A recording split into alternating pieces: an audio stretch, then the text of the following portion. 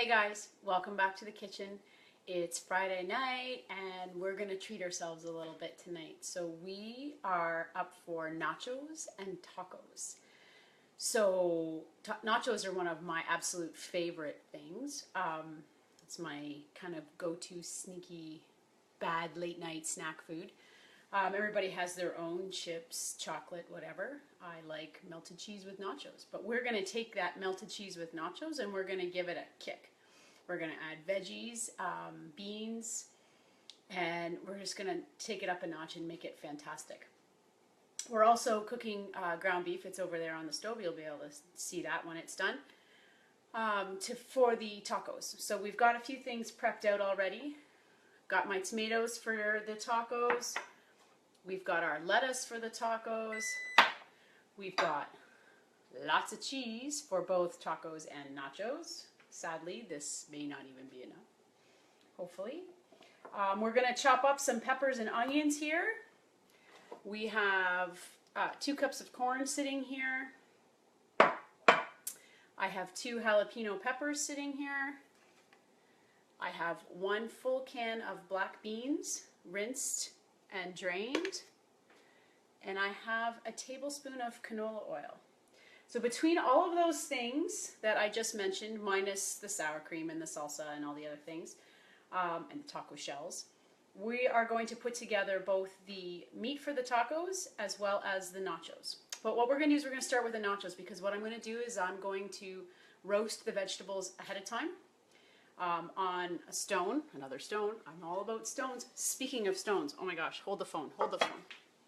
So yesterday's Facebook Live used this stone. We made the chicken and vegetables. It was fantastic. If you missed it, scroll down a little bit on this page, you'll see it.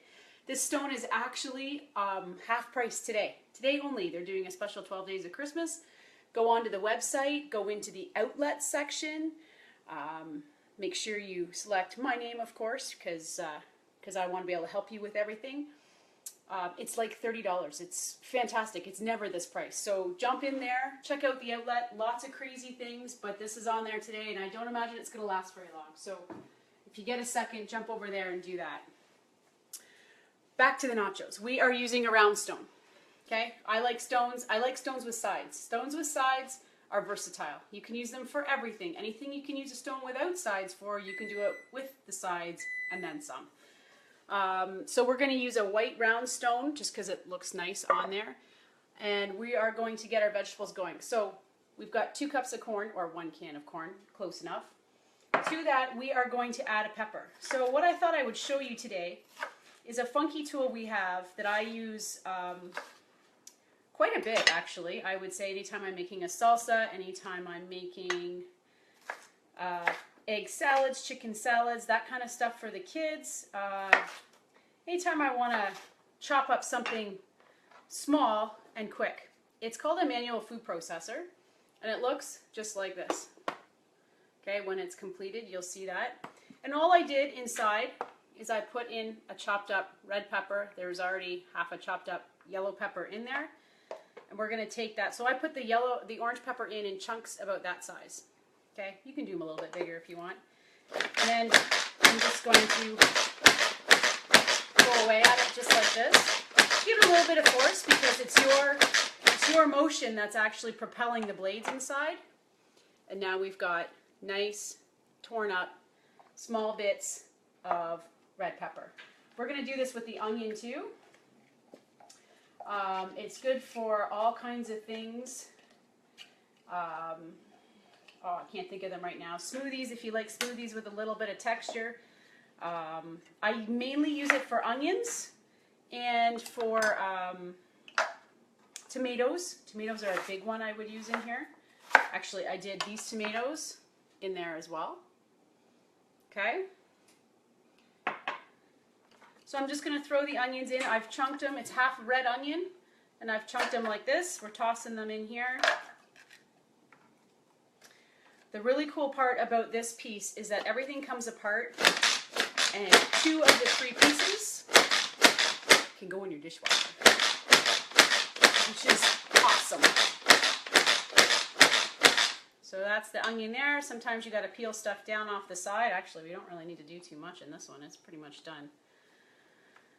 So all I do when I dump it out is I take out the blade, dishwasher safe, dump everything into the bowl here.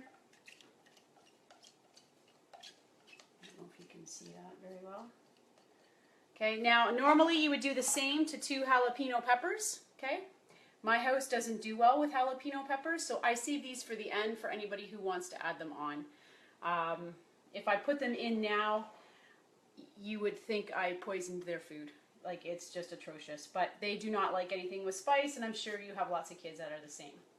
I have poured in the tablespoon of canola oil, and all I'm doing, oh, we have a couple large chunks of onion.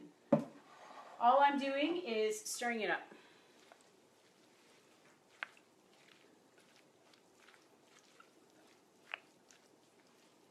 And all I'm going to do now, let me see if I can move this over so you can see everything. You've got the stone there, is I'm literally just going to dump it on the stone.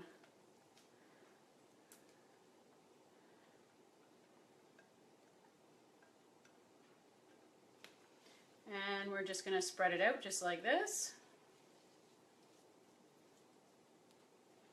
And then I'm going to put this in my oven for 15 minutes.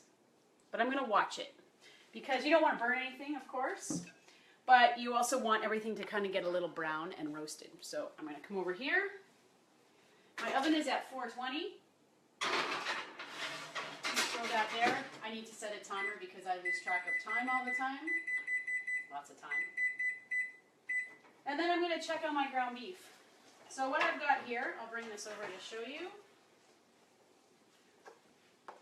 is I've just got ground beef sauteing up in here. The tool I'm using right now is called a mix and chop. Many of you have seen this tool. It has a star-shaped end.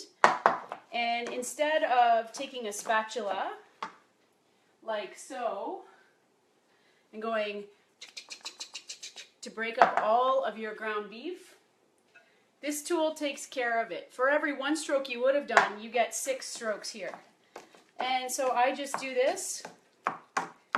You break it right up. This is actually almost done.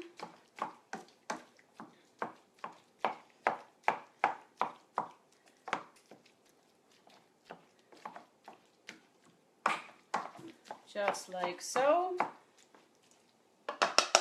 You can see that there. Doing very well.